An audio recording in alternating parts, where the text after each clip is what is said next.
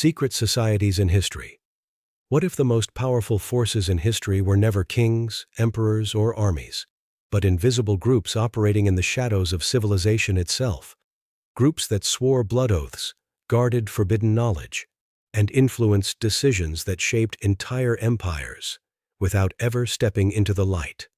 For thousands of years, secret societies have existed alongside human civilization. Some claim they were guardians of wisdom.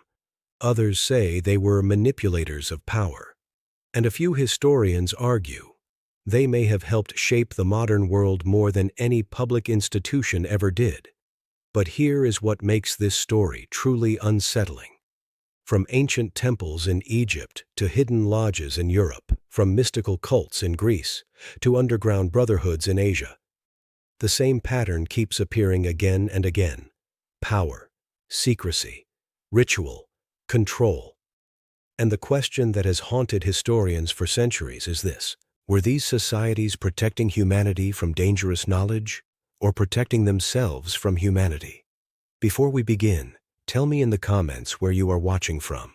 And while you're at it, share your favorite civilization, empire, or historical figure, because I read every comment, and your perspective becomes part of this global historical conversation. Now, let's begin. In 1922, archaeologists excavating ancient Egyptian ruins uncovered inscriptions describing a hidden circle of initiates believed to possess knowledge reserved only for kings and high priests. Some of these texts date back over 4,000 years. According to the University of Chicago's Oriental Institute, these writings suggest that secrecy in spiritual and political power structures is not a modern invention, but one of the oldest features of organized civilization. And that is where our story truly begins. Not in Europe, not in the Middle Ages, but in the cradle of civilization itself. Ancient Egypt, where knowledge was not freely shared, but carefully controlled. The temples along the Nile were not just places of worship. They were centers of mathematics, astronomy, medicine, and political influence. But access to this knowledge was restricted to an elite group of priests who underwent years, sometimes decades, of initiation rituals. To outsiders, they were servants of the gods. But to insiders, they were gatekeepers of reality. Some historians believe that Egyptian priesthoods formed early proto-secret societies, groups bound not just by religion, but by oath, hierarchy, and controlled knowledge. And what they guarded was not only spiritual truth, but power itself. But Egypt was only the beginning, because far across the Mediterranean, another civilization was forming its own hidden traditions, and this one would become one of the most mysterious in human history. Ancient Greece. Here, beneath the marble temples and philosophical schools, existed something far more secretive: the mystery cults. Among the most famous were the Eleusinian mysteries. Every year, thousands of Greeks would gather in secrecy near Athens. They would take part in rituals so sacred that revealing them meant death. Even great thinkers like Plato and Cicero reportedly participated. What happened inside those ceremonies?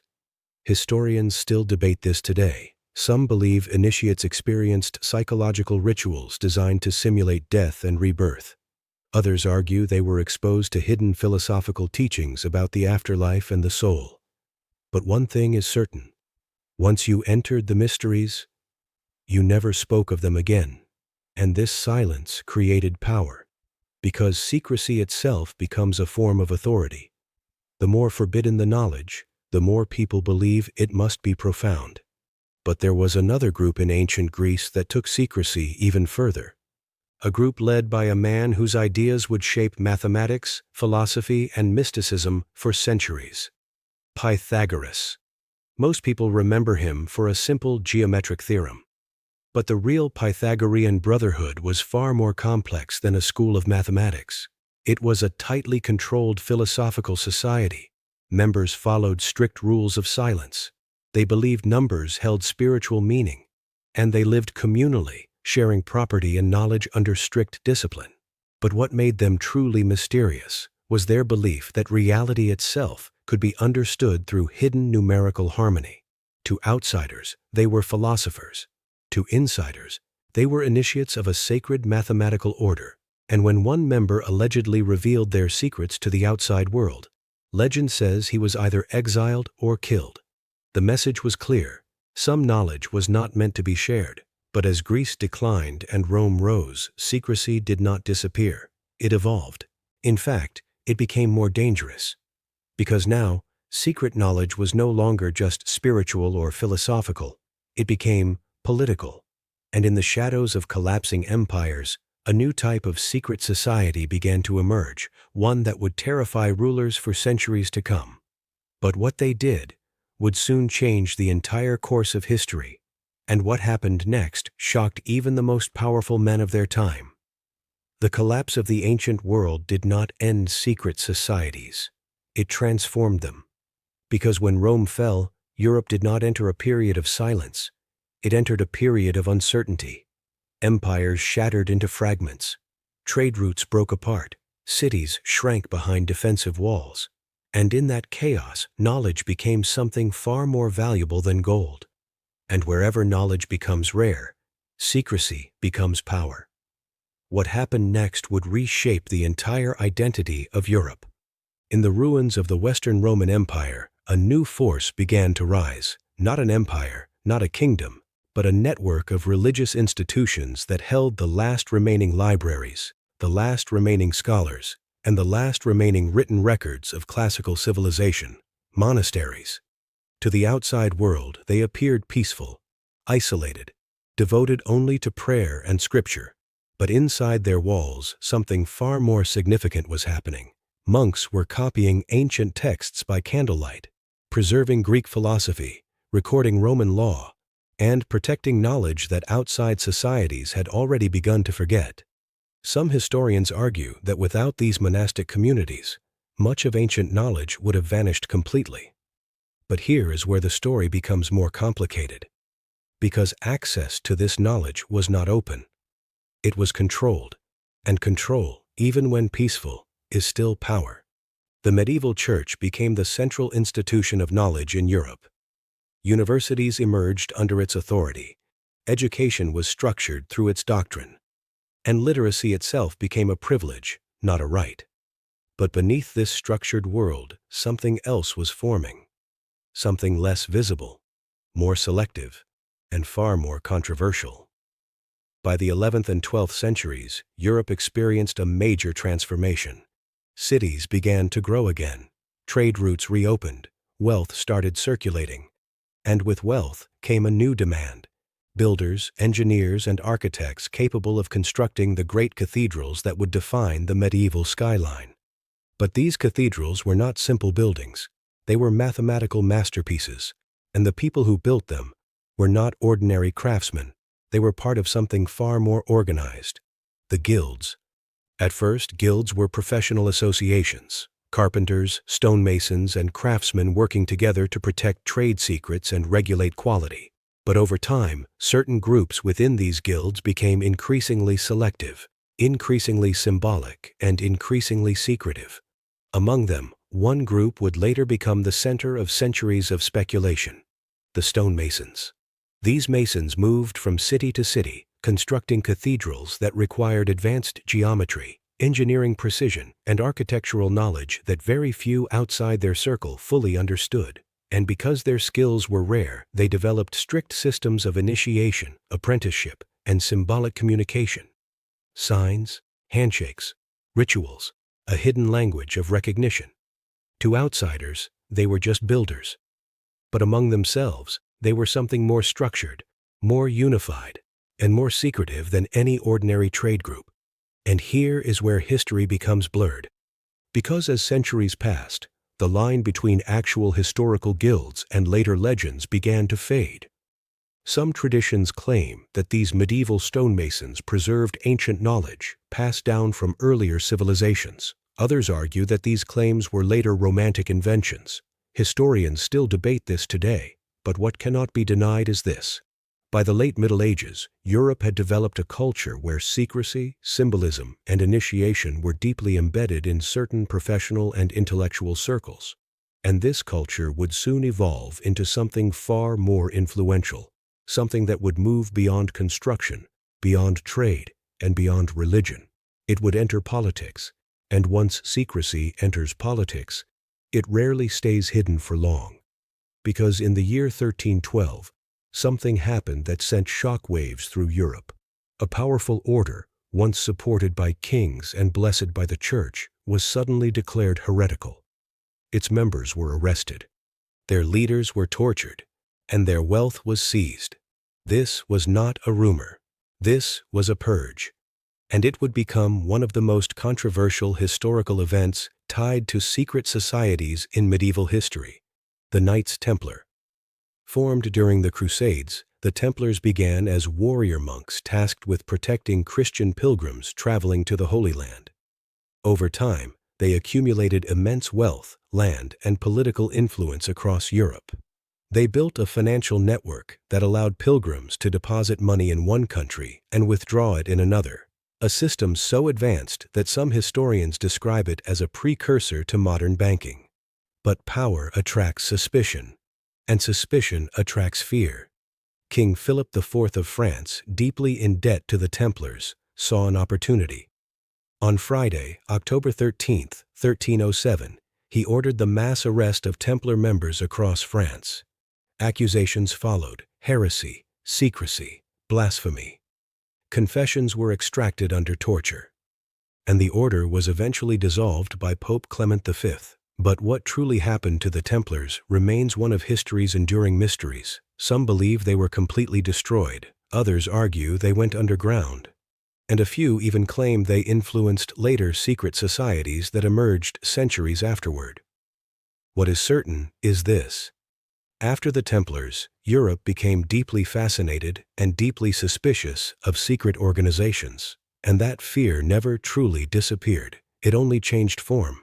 Because in the centuries that followed, as science began to rise, as exploration expanded the world, and as old empires weakened, secret societies did not vanish. They multiplied, and they became even harder to see. But one of them, emerging quietly in the background of Enlightenment Europe, would eventually become the most debated secret society in modern history. And its influence would reach far beyond anyone's imagination. But what was it really trying to do, and why did so many powerful people fear it? The answer begins in the shadows of 18th century Europe. Europe in the 18th century was a continent on the edge of transformation. Old monarchies still ruled with absolute authority, but beneath their polished courts and golden thrones, something new was beginning to spread across cities like Edinburgh, Paris, Vienna, and Berlin. A quiet revolution of thought. Books were being printed in unprecedented numbers. Scientific discoveries were challenging centuries of religious explanation, and philosophers were asking questions that would have once been considered dangerous. What is power? Who should hold it? And most importantly, why should anyone obey it without question? This period became known as the Enlightenment, but while it is remembered as an age of reason, it was also an age of secrecy. Because not all intellectual movements operated in public view. Some of the most influential discussions of the Enlightenment did not take place in royal academies or university halls, but behind closed doors, in private rooms filled with candlelight, symbolism, ritual, and coded language. Among the most famous of these emerging organizations was a group that would become one of the most controversial names in modern history: Freemasonry. At first glance, Freemasonry appeared harmless, even respectable. A fraternity of educated men, philosophers, merchants, politicians, and scholars meeting to discuss morality, ethics, and self-improvement. But what made Freemasonry different from other social clubs was its structure. It operated through secrecy. Members were bound by oaths, meetings were closed to outsiders, and its rituals were built around symbolic language, tools, geometry, architecture, and allegories of construction. To outsiders, it looked mysterious. To insiders, it represented a system of moral and philosophical development. But here is where history becomes complicated. Because Freemasonry spread rapidly across Europe and the American colonies, attracting influential figures in government and society. Some historians argue it was simply a social network for educated elites in a time before modern political parties existed. Others claim it functioned as a hidden channel for political influence. And conspiracy theorists went even further. But separating myth from reality is not simple. Even historical records show that prominent figures associated with Freemasonry included statesmen, writers, and revolutionaries who helped shape modern political systems. But whether they acted as a coordinated secret force or as individuals sharing common philosophical interests remains a subject of debate. What is undeniable is the symbolism, the square and compass, the eye, the architectural metaphors. These symbols spread across Europe and into the emerging United States, becoming deeply embedded in cultural and political imagery. And as Freemasonry expanded, fear expanded with it.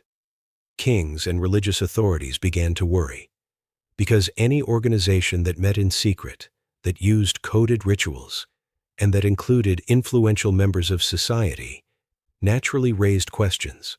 What were they discussing behind closed doors? And could their ideas influence governments? But while Freemasonry was spreading across Europe, another, far more radical transformation was unfolding across the Atlantic. A revolution was brewing in the American colonies, and here, secret networks would play a far more direct role in shaping political events than many people realize. Boston, 1773. Tension between the American colonies and the British Crown was reaching a breaking point. Taxes were rising, trade restrictions were tightening, and resentment was spreading through colonial cities. But resistance was not always organized in public. Some of it was coordinated in private meetings, taverns, and correspondence networks where ideas of independence were discussed openly among trusted circles. And among these circles, individuals associated with Freemasonry and Enlightenment societies played significant roles in shaping revolutionary ideology. Again, historians debate the extent of direct influence. But what is clear is that revolutionary leaders were deeply connected through intellectual and social networks that operated beyond formal political structures.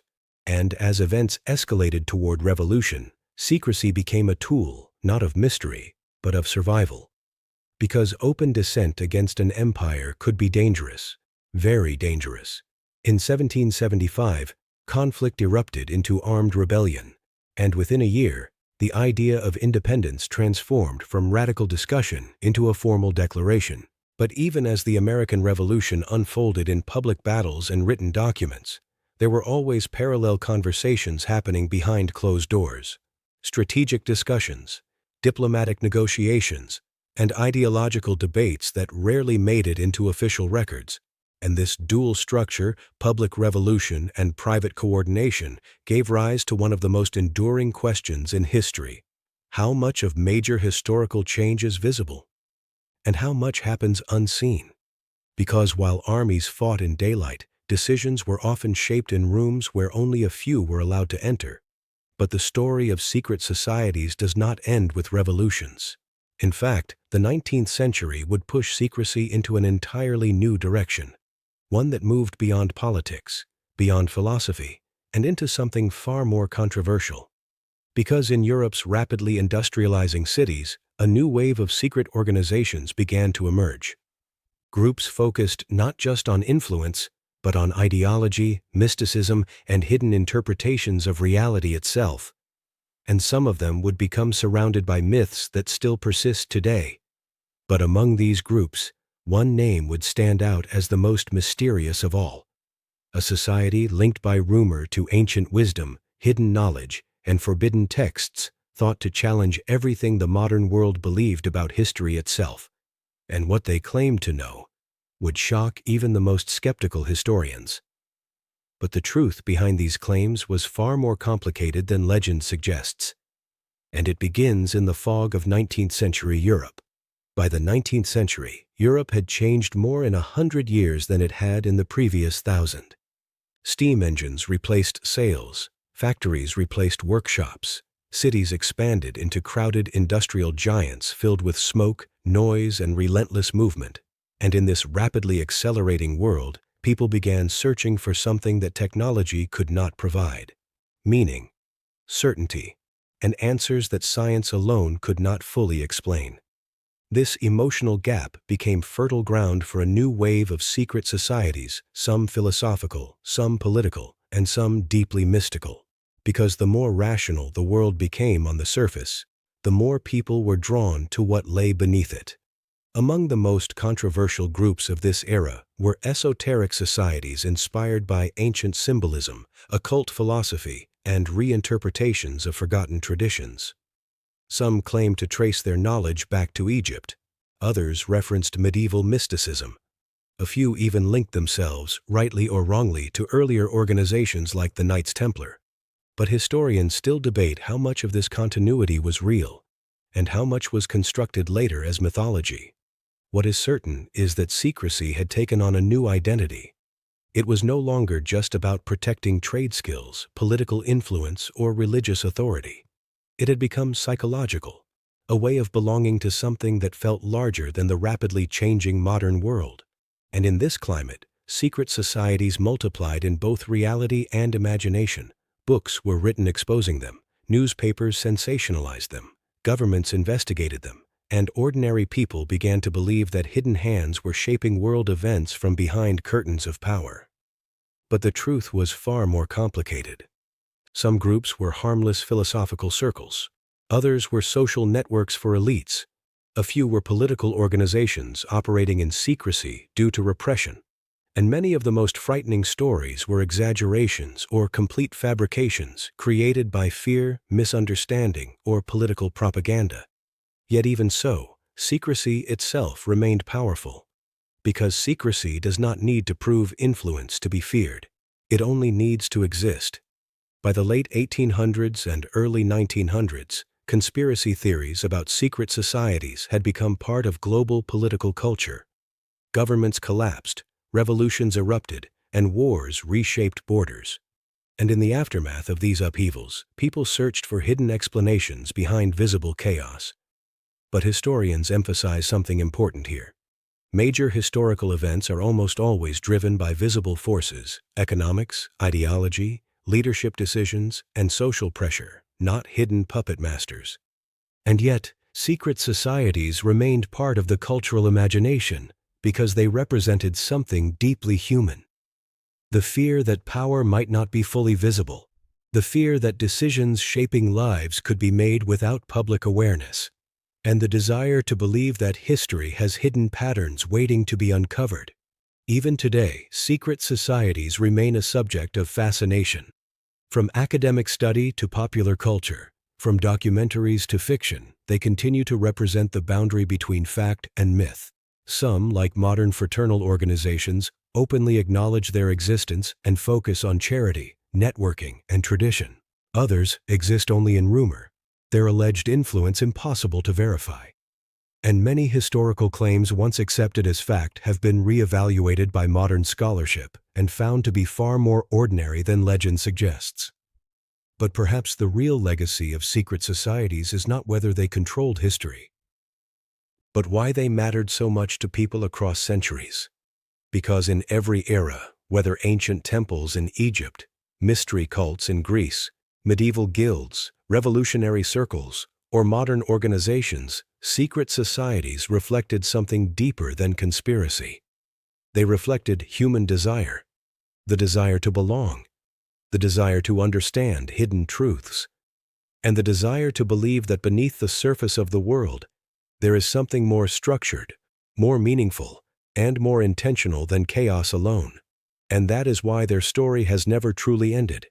It continues wherever secrecy meets power, wherever knowledge becomes restricted, and wherever people gather in search of meaning beyond what is openly visible. So when we look back across thousands of years, from priests of ancient civilizations to philosophers, knights, revolutionaries, and modern societies, the question is no longer simply what they did, but why we continue to talk about them at all. Because secret societies, whether powerful or symbolic, real or exaggerated, leave behind something far more enduring than records or rituals. They leave behind questions, and those questions shape how we interpret history itself. What happened in the shadows of history may never be fully known, but the impact of believing something is hidden has shaped civilizations just as much as any revealed truth. And perhaps that is the final secret. Not who controlled history, but why humanity has always believed someone, somewhere, is controlling it. The story of secret societies does not end here. It continues in every generation that looks at power and asks, what is being kept from us? And that question has no final answer. If you enjoyed this documentary, subscribe for more deep historical stories that uncover the hidden layers of our past. And now I want to ask you, do you believe secret societies have truly influenced world history, or are they simply a reflection of human imagination trying to make sense of chaos? Let me know in the comments.